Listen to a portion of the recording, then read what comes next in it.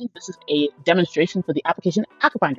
So if we go down to the bottom left corner, you can click on the About page and you can read a little bit about how AQUAFinder works.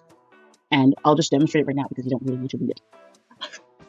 So if you were to click on one of these markers here, each marker is an indication of the fountains in that building.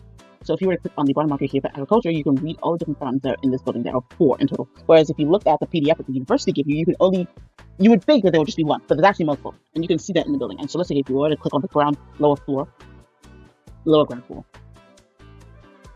you would be able to see all the information that's related to that fountain. So it's located on the ground floor near GL10. That's the room that's nearest to.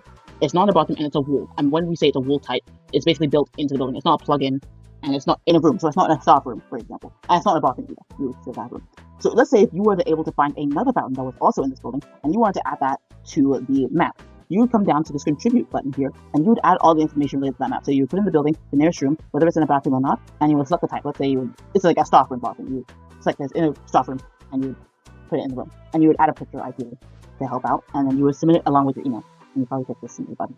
So if we go back, let's say, and another scenario would also be if the fountain is broken. So let's say DL10, this fountain here, but what if it's broken?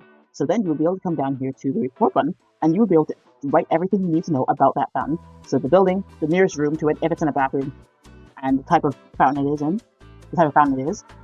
and you would describe the issue. So like, let's say if the water has a different color, if the water's not coming out, if it's smashed, or anything like that. If the fountain itself is damaged, anything like that, you'll be able to then submit the button and submit it. So go back.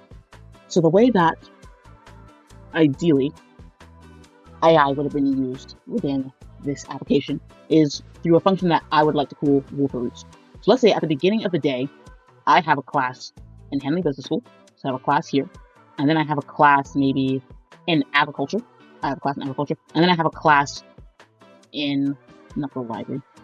And let's say I have a class in Edith Morley. You have a class in Edith Morley. You would be able to select the buildings which you're having a class in, and you would be able to select the floors that you'd have that class in.